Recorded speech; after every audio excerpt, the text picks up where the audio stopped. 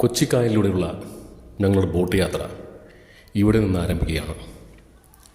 കാണുന്നതാണ് ഞങ്ങളുടെ ബോട്ട്. എല്ലാവരെയും എണ്ണിയാണ് അകത്തേക്ക് പ്രവേശിക്കുന്നത്.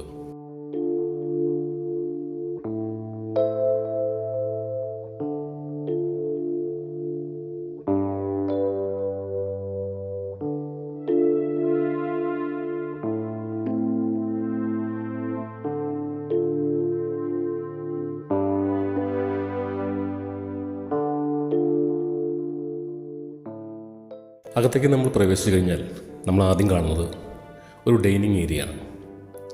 ഇവിടെ ടീയും കോഫിയും ചില സ്നാക്സ് എല്ലാം കഴിക്കാൻ വേണ്ടിയാണ് ഈ ഒരു ചെറിയ ഡൈനിങ് ഹാള്. അവിടെ നിന്ന് നമ്മൾ മുന്നോട്ട് പോയി മുകളിൽ കയറി വേണം. അവിടെയാണ് നമുക്ക് സീറ്റെല്ലാം അറേഞ്ച് ചെയ്തിരിക്കുന്നത്. നമ്മൾ മുകളിലേക്ക് പോയിക്കൊണ്ടിരിക്കുമ്പോൾ തന്നെ നമുക്ക് സൈഡിൽ കായലിൻ്റെയും കടലിൻ്റെയും വളരെ ഭംഗിയായിരുന്ന കാഴ്ചകൾ നമുക്ക് ഇവിടെ നിന്ന് കാണാൻ സാധിക്കും. അതുപോലെ നമ്മളെപ്പോലെ തന്നെ യാത്രയ്ക്ക് തയ്യാറായി നിൽക്കുന്ന പല തരത്തിലുള്ള ബോട്ടുകളാണ് ഇവിടെ കാണുന്നത്. 3 നിലകളിലായിട്ടാണ് ഈ ബോട്ടിൻ്റെ നിർമ്മാണ രീതി. ഗ്രൗണ്ട് ഫ്ലോറിലൂടെ നമ്മൾ അകത്തേക്ക് എൻട്രി ചെയ്ത് മുകളിലേക്ക് ചെന്ന് അവിടെ ഇരുന്നു കൊണ്ട് വേണം നമ്മുടെ യാത്ര. ഗ്രൗണ്ടിന് താഴെ ഒരു ബേസ്മെൻറ്റ് ഫ്ലോറും കൂടിയുണ്ട്. യാത്രക്കാർക്ക് ആർക്കും തന്നെ പ്രവേശനമില്ലാത്ത റൂമാണ്. അതാണ് ഈ ബോട്ടിൻ്റെ എൻജിൻ റൂം. കേരളത്തിൻ്റെ സ്വന്തം ജലമെട്രോയാണ് ഇപ്പോൾ നമ്മൾ ഈ കാണുന്നത്.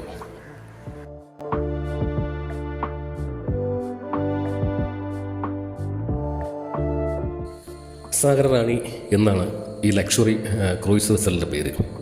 Kerala shipping and inland navigation corporation ലിമിറ്റഡിൻ്റെ കീഴിലാണ് ഇത് പ്രവർത്തിക്കുന്നത്.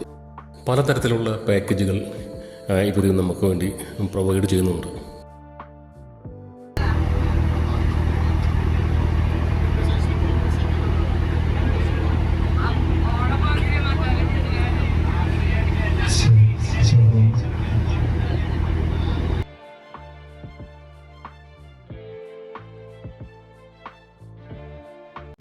സംഗീതാത്മകമായ ഒരു കടൽ ഉല്ലാസയാത്രയിലേക്ക് ഏവർക്കും ഹൃദ്യമായ സ്വാഗതം. സാധാരണ ഒരു കൈയിടിയൊക്കെ കിട്ടാറുണ്ട്, പട്ടക്കം പിടുന്ന ഒരു കൈയിടിയാണ്. ഓക്കെ, അപ്പൊ അവിടെ നിൽക്കുന്നവരൊക്കെ അവിടെ വേക്കൻ്റ് ഉള്ള ചെയറുകളിൽ ഇരിക്കണമെന്ന് വിനീതമായി അഭ്യർത്ഥിക്കുന്നു.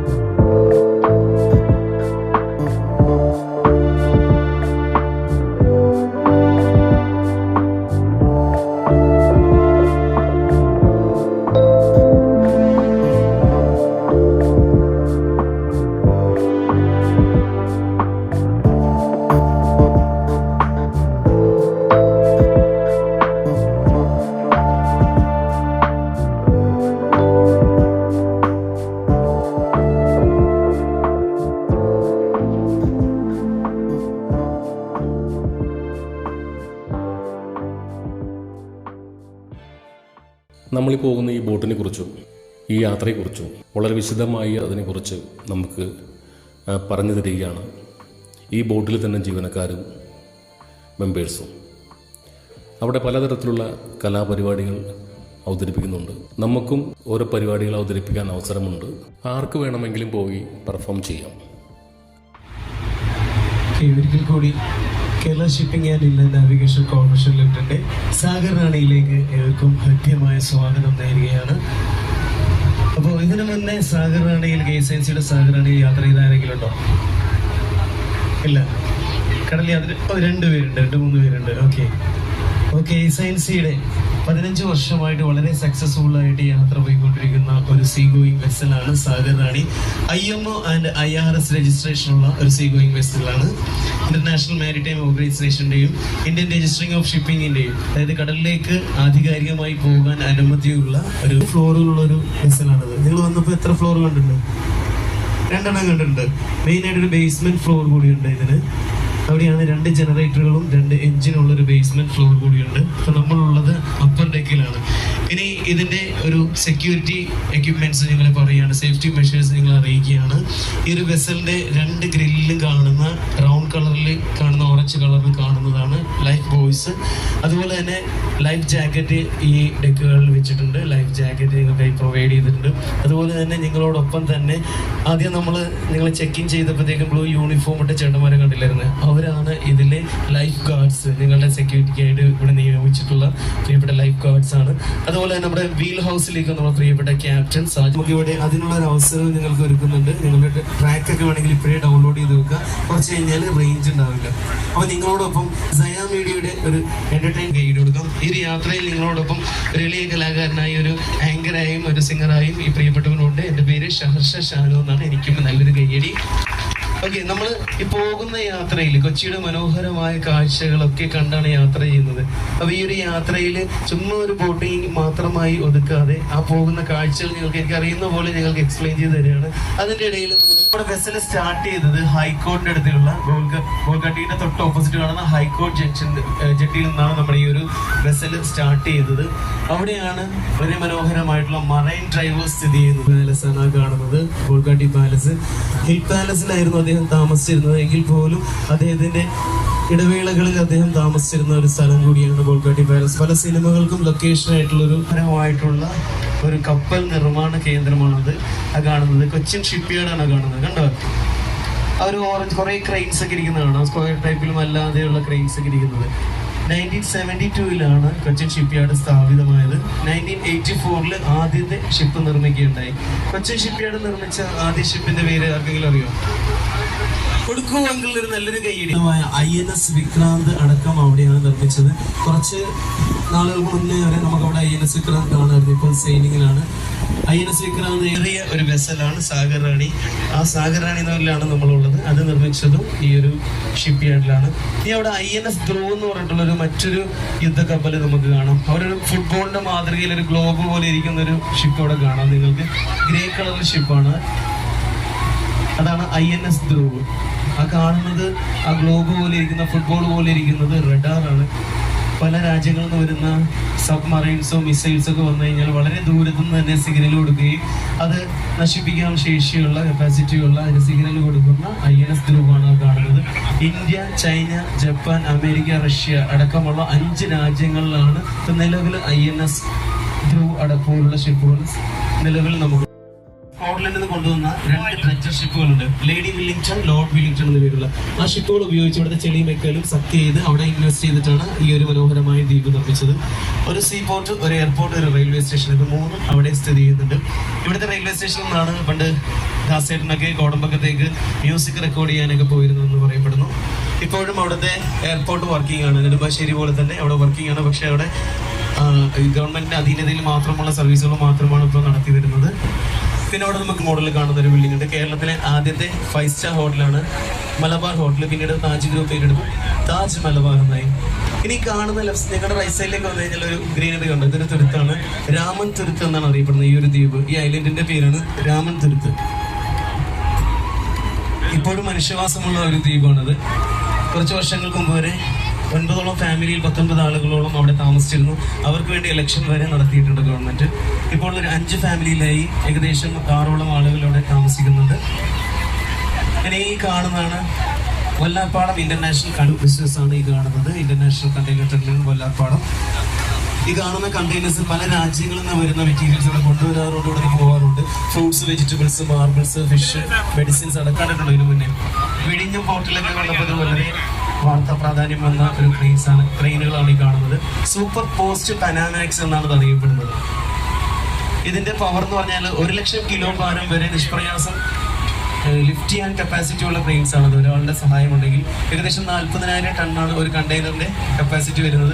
അത് ഉയർത്താൻ ശേഷിയുള്ള ട്രെയിൻസുകളാണ് ഈ കാണുന്നത്. 25ഓളം ട്രെയിൻസ്, വലുതും ചെറുതുമായിട്ടുള്ള ട്രെയിൻസ് ഇവിടെയുണ്ട്. സൂപ്പർ പോസ്റ്റ് പനാമാക്സ് എന്നാണ് അത് അറിയപ്പെടുന്നത്.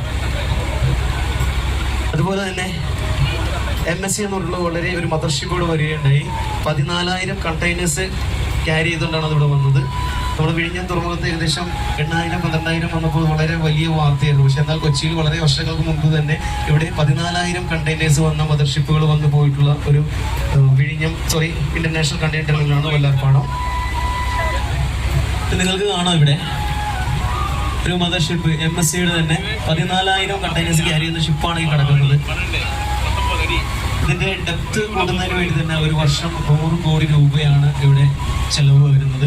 ഇവിടെ വിഴിഞ്ഞം തുറമുഖത്തൊക്കെ അത് നാച്ചുറലായിട്ട് പ്രകൃതി കൊടുത്തിട്ടുണ്ട്. അതുകൊണ്ടാണ് അവിടത്തേക്ക് പുതിയൊരു തുറമുഖം വന്നത്.